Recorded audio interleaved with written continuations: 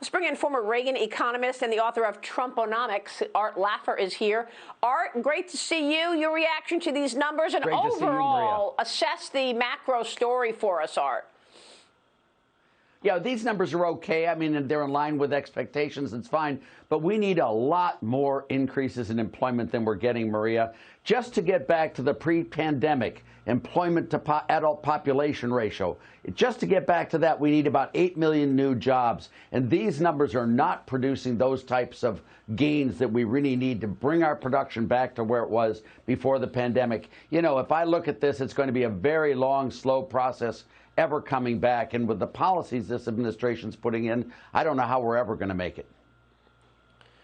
Yeah, we've been talking about these policies, and I'll tell you, whether it's economic policy or foreign policy, I'm having a hard time finding anything that's real positive for the American people. I mean, look where oil is, enriching Vladimir Putin and the Iranians. They're waiving sanctions on Iran. They're now going to be allowed to use this money that was frozen. I mean, what the heck is going on with this foreign policy that is enriching all of our adversaries? No teeth on any policy regarding China either. Your thoughts overall on foreign policy and its impact on economic policy?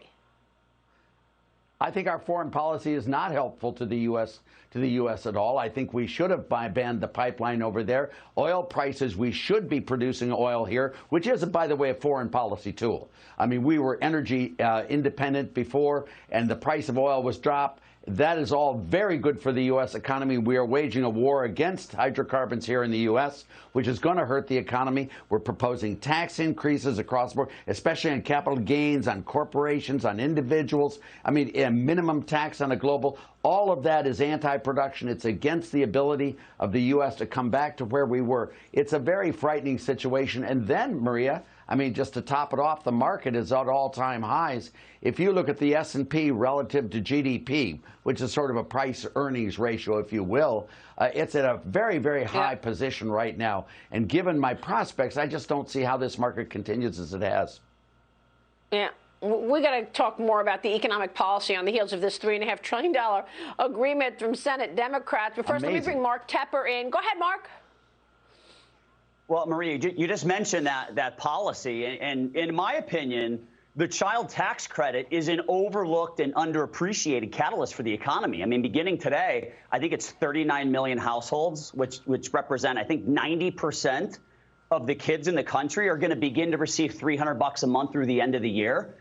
And it's quite possible that that becomes a longer-lasting benefit as well. That's very substantial. That's universal basic income. There's no question about it. And we've already seen people disincentivized in the labor force by other sources of UBI that have been floating around, like the enhanced unemployment benefits that we've been talking about, the stimmy checks.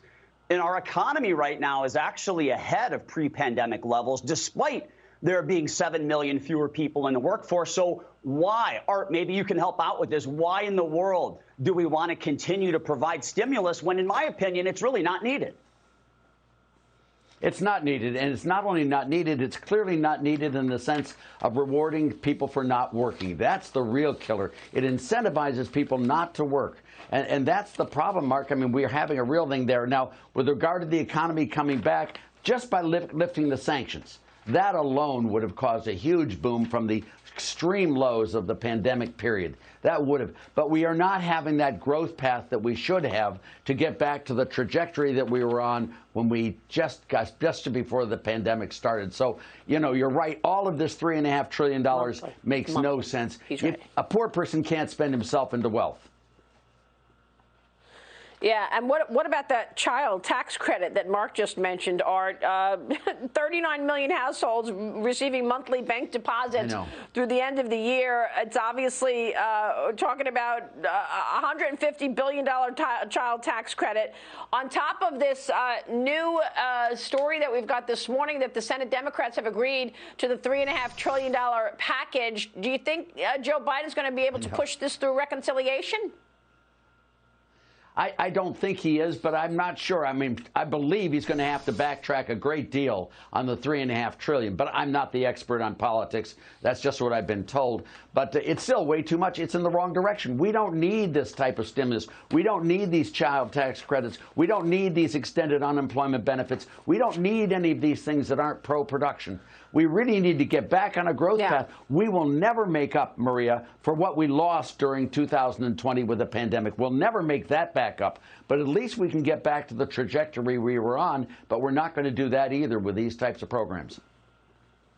Yeah, we just showed you the Morning Consult graphic. It shows more than 1.8 million unemployed Americans have turned down jobs over the course of the pandemic due to the unemployment benefits, Art. So, we're talking about this child tax credit. Don't forget what the other extended unemployment benefit has done to the jobs market. I mean, we're seeing people are turning down work. Totally. They'd rather stay home, get the gig that they've got on the side, and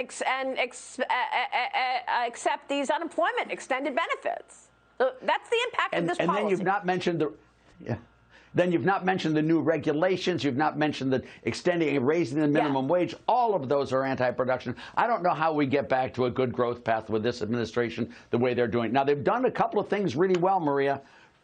Medical price transparency is wonderful. They've agreed with the Trump executive order, and they're going to enforce it, which is terrific and will be very good for the economy. But otherwise, these policies just don't make sense. Yeah, I mean, one issue that we've been talking about is this package that obviously needs to be paid for. Joe Manchin says, I'm not going to agree to it unless it's paid for. Well, how do you pay for it? You raise taxes on everybody. Joseph Pinion, weigh in on this because, the administration likes to say, oh, we're only raising taxes on the rich. It's not enough money. You're not going to be able to get the amount of money to pay for $3.5 trillion by just raising taxes on the top 1% or the top 10%.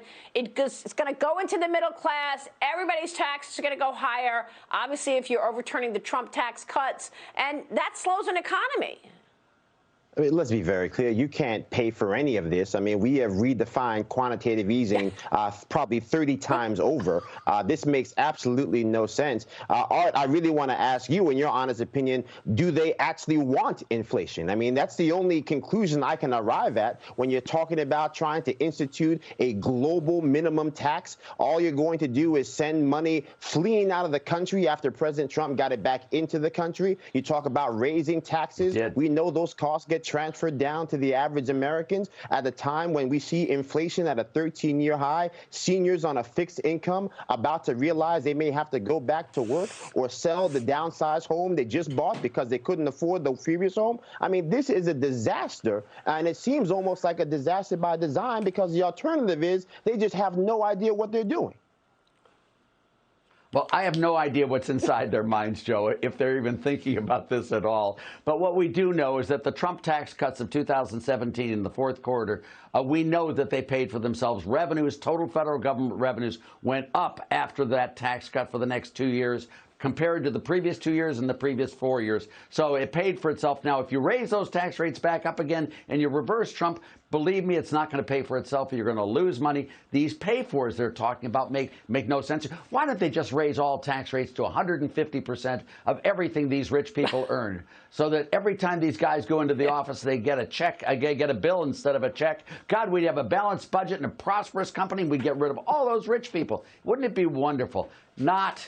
These people are the critical linchpin for the growth of the economy. These top 1% are the ones who make America great. They're not the ones that should be exploited and sacrificed and butchered. These are the people who are America, and they make it. And that really we've got to understand. The Gateses, the Soroses, the Buffetts, these are wonderful people. They're not awful people. They're great. All right, Art. Thanks very much.